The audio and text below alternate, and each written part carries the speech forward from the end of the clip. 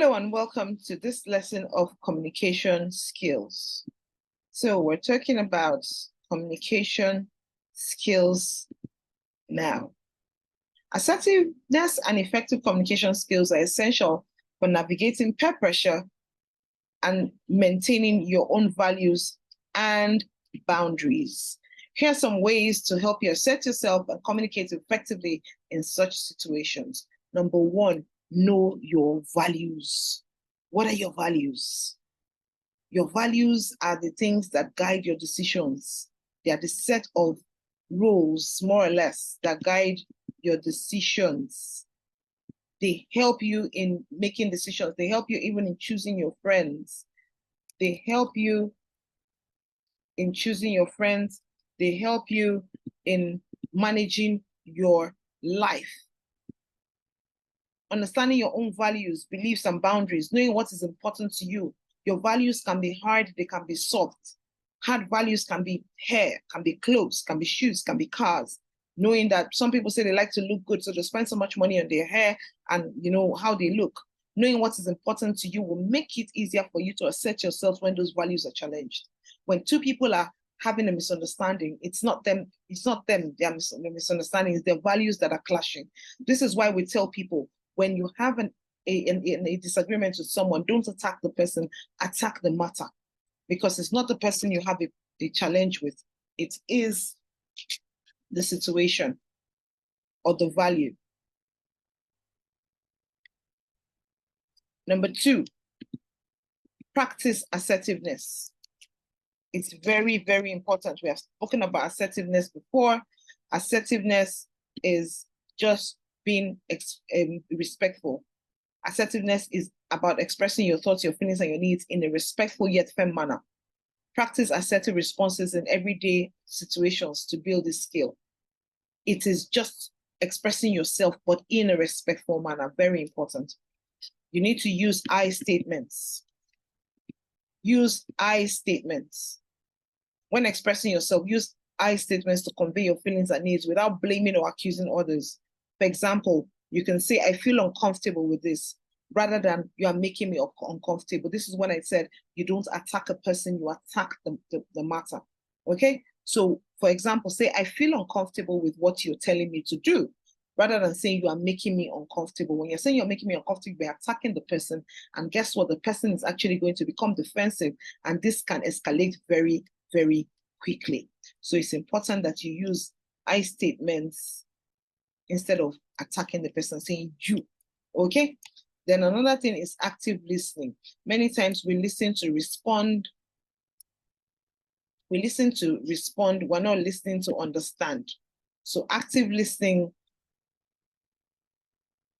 shows that you understand their perspective by paraphrasing or summarizing their points before expressing your own. You need to listen actively to what people say. Like someone tells you, like what they do in telecom, when you call the customer care, you say, well, this is what's wrong with my line. They'll say, if I got you correctly, this is what you say is wrong with your line, okay? That means that you're understanding their perspective by paraphrasing or summarizing their points before you express yours. It's very important that you understand how to listen actively. Stay calm and composed. You need to maintain your composure, even if you feel pressured or challenged. Take deep breaths to stay calm and think very clearly. You need to also set clear boundaries. Clear boundaries. Communicate your boundaries clearly and assertively. Let others know what you're comfortable with and what you're not willing to do. Setting boundaries comes from even knowing your values. Your values help you to know your non-negotiables. What can you take? What can't you take? What is important to you? What's not important to you? So setting clear boundaries is a very smart thing to do in communication. Another thing you need to do is use delay tactics. If you feel pressured to make a quick decision, use delay tactics to give yourself time to think. You could just say, I need some time to consider this, or is it okay to get back to you? Let them know that you can get back to them. There is no need to answer on the spot. There's no need to be pressured to answer on the spot. Also, offer alternatives. When people suggest alternative, when you need to suggest alternative activities or solutions that can align with your values and your boundaries. So this shows that you're willing to compromise and then you're seeking common ground. Don't always go with what people want you to do. So suggest alternative solutions that align with your values, what you're comfortable with. What you're comfortable with, it comes from your soul. Soul honoring values. You need to suggest solutions that align with your values that, are deeply aligned with your soul.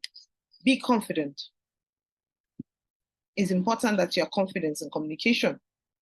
Stand or sit up straight. Make eye contact.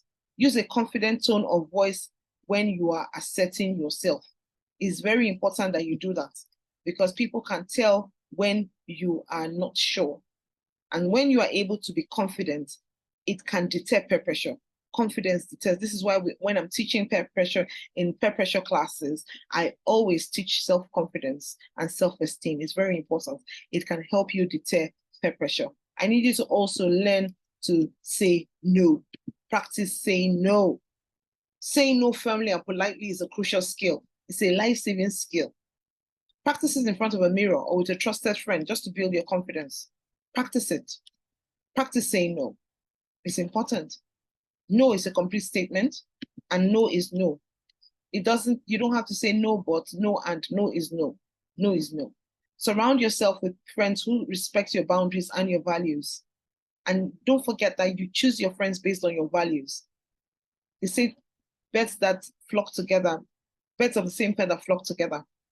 I had a story once of a lion that had its cub among sheep.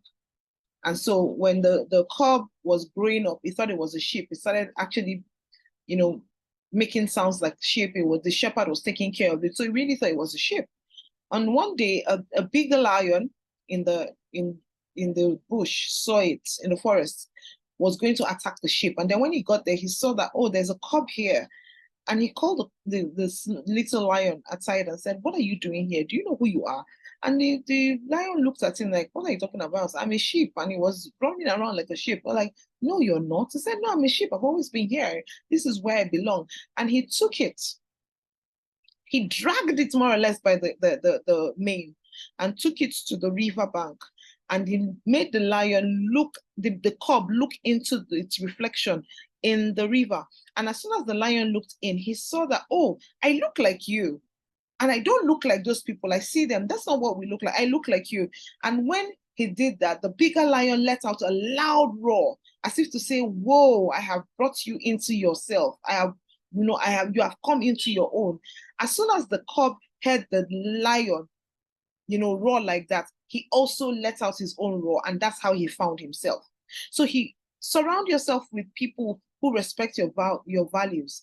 The lion and the cub are of the same habitat and therefore have the same values. But because he had hung around the sheep for too long, he had adapted to the values and the habitat of the sheep. So peer support can strengthen your resolve in resisting pressure. It's very important. The next thing is role play. Practice assertiveness and communication skills through role playing with a friend or a therapist. This can help you feel more prepared for real life situations. Another thing you can do is use humor.